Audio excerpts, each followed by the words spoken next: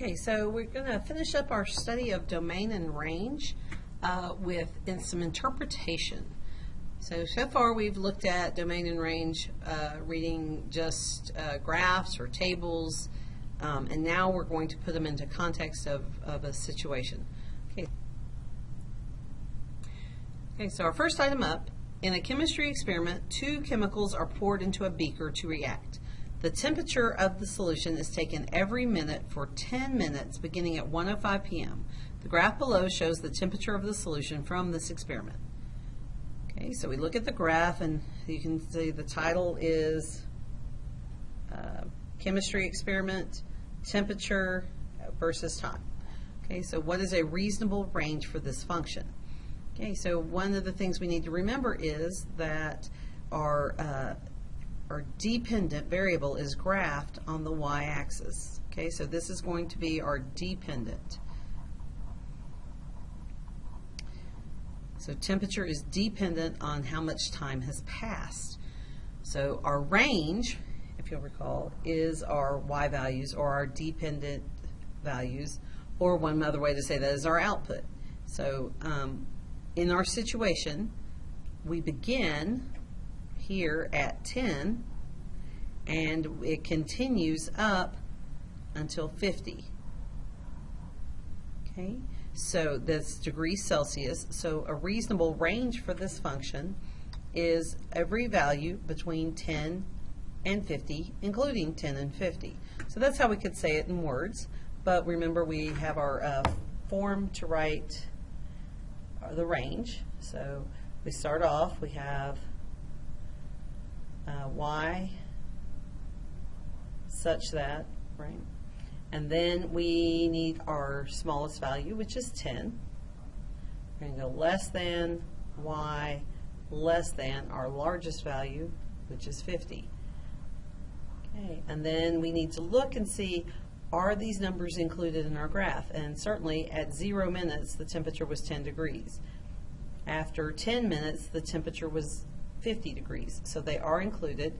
So we go ahead and we put our line under to say that they could also be equal to. So a reasonable range for this function is from 10 degrees Celsius to 50 degrees Celsius. Okay, so let's look at another example. Does a construction company uses steel ladder beams for scaffolding? The graph below represents the relationship between x, the weight of the beams in pounds, and y, their length in feet. And they've given us a lovely graph here. And the weight is along the x-axis. The length in feet is along the y-axis, just as described above. So we know that along the x-axis is our input, which will give us our domain. And along the y-axis is our output, which will give us our range. Okay, so go ahead and pause the video for a moment and see if you can write the domain and range for this function. No, really, pause the video.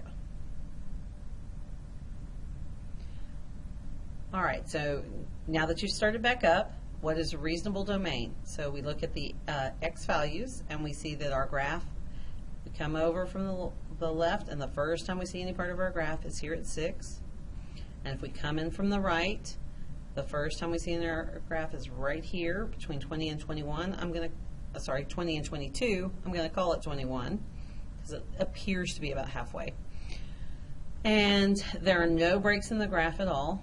So I know that my domain is going to be written in this form. Then you have this on your note card. Hopefully you made your note card as I asked you to. So we go from 6 all the way to 21, and then we have to ask ourselves, are the 6 and 21 included? And at 6, our graph is colored in. At 21, our graph is colored in. So we go ahead and put the lines under the inequalities to say that 6 and 21 are equal, as well as being less than or greater than. All right. How'd you do? Hope you nailed it. Okay, let's look at the range. The range is the y values. So we go to the other side of our note card, and we know we're going to have this format, and we're looking for what goes in each of those blanks. So we start at the bottom of the graph and we come up and we see that the first time we encounter our graph is at 5, and the last place we encounter the graph is at 65. So we're going to put 5 and 65, and then we're going to look and see, are they included? Yes, at both places. The graph is darkened in, no holes, so we go ahead and put our lines underneath.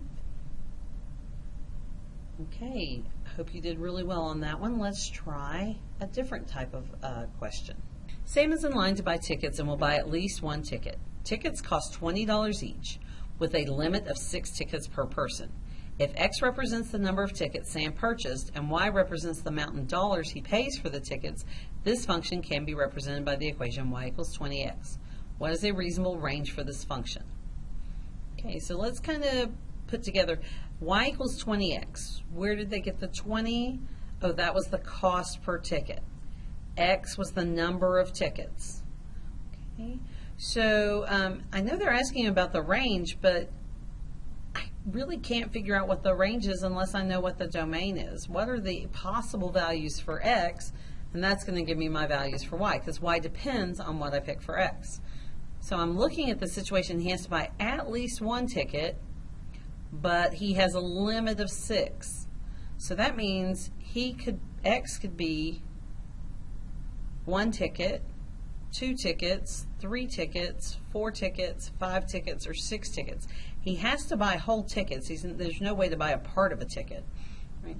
So that means that our possible Y values would be 20 times 1, 20 times 2, 20 times 3, 20 times 4, 20 times 5, and 20 times 6. Which means we could have $20, $40, $60, $80, $100, or $120. So each of those is discrete. There's no way to do a 2150 or anything like that. So we're going to have to list these as individuals. So remember our form for that. We start off with R. We do our set notation. We do Y such that, and then we say what Y could equal. It could equal 20, 40, 60, 80, 100, and 120.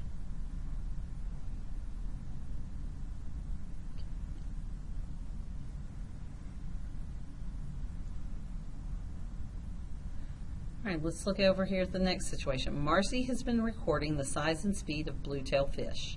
The y-axis represents the size of the fish in inches, and the x-axis represents the speed of the fish in miles per hour. Use the following data set. What is the domain and range of the weekly recordings?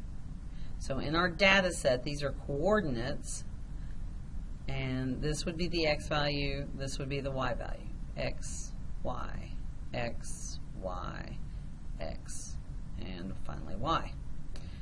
All right, so the domain of the weekly recordings, domain is which values?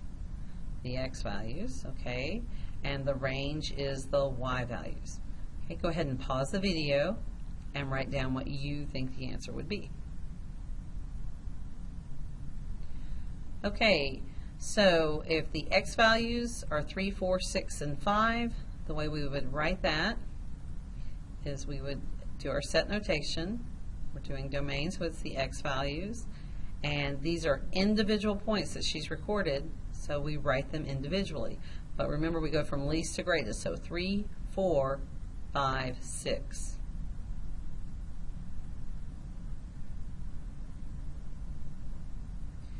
Okay, and then the range is the y values. And they are also individuals, and we have 9, 8, 16, and 6.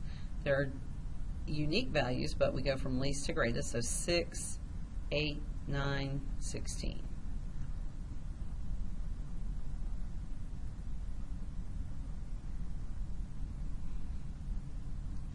Okay, how'd you do on that one? Hope you did well. Okay, we've got two more problems. The number of pounds of potato salad P that will be needed for a company picnic is given by the function P equals 0.25 n plus 4, in which n equals the number of people who will attend the picnic. Each employee in the company can attend the picnic, and each can bring 3 guests. A total of 12 employees and guests have already signed up to attend the picnic. If the company employs a total of 40 people, what is a reasonable range for the function? Okay, so we've got a lot of information here. I'm going to kind of try and see if I can't pull it all together. Okay, they tell me n is the number of people who will attend. N is the number who will attend, and P is the pounds of potato salad. Okay, so based on the equation, n is my independent or my input value. That can change. Once I have my input values, my pounds of potatoes will be derived. Okay, so I know that 12 guests and employees have already signed up. So I know n at the very least is going to be 12. Okay, and then I know, let's see, there are a total of 40 employees, 40 people, and they can have 3 guests each. So that means that 40 times 3, no, 40 times 4, right? Because plus the 3 guests, 40 times 4, or 160 people are possible. So I go from 12 to 160. Now it's not inclusive because I can't have parts of people here. Okay, so I'm going to start with 12 and I go up to 160. So that means I could have 13, 14, 15, 16, and so on. All right. So, but the pounds of potato salad now, I could come up with partial pounds. There would be a range of numbers in between there.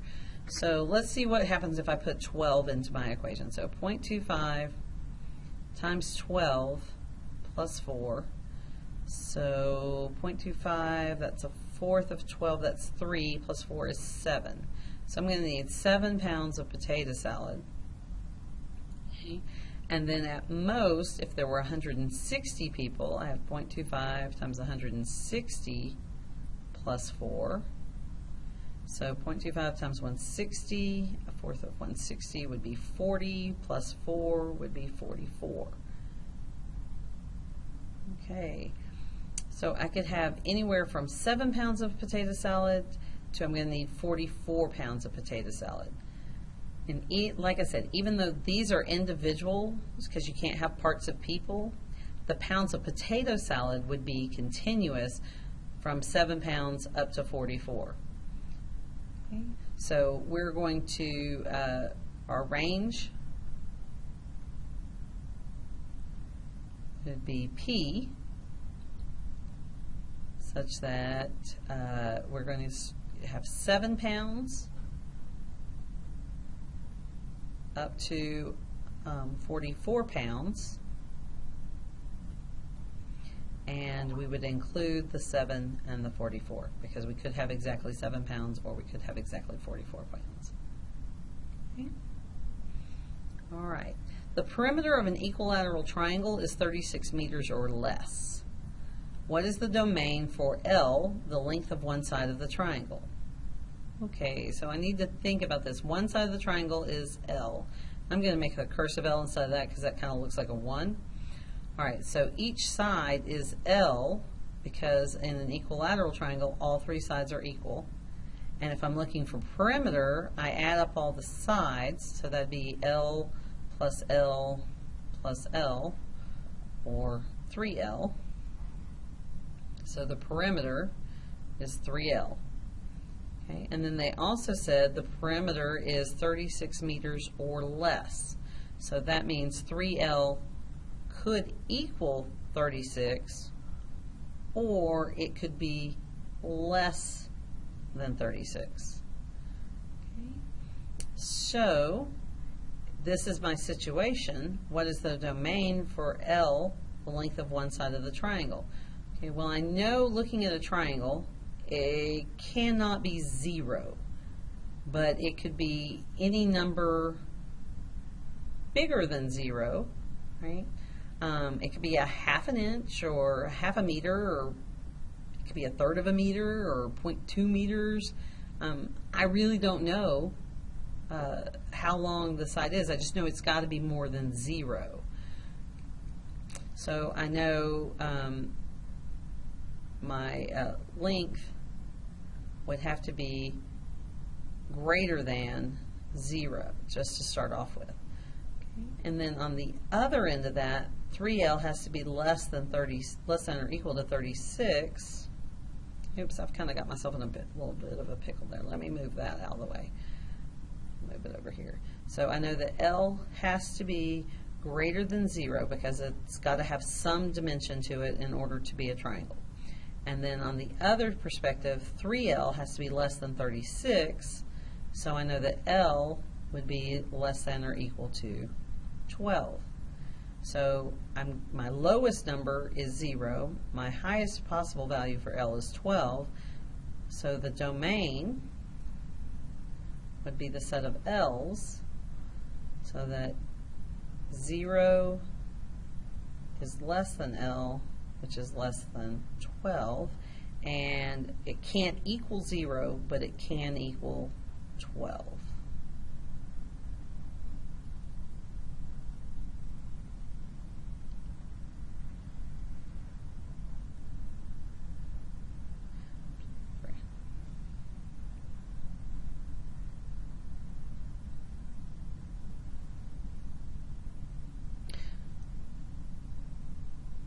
Okay, so now you need to work on domain and range 1 and domain and range 2. If you have misplaced your copies, please see the instructor for an additional copy.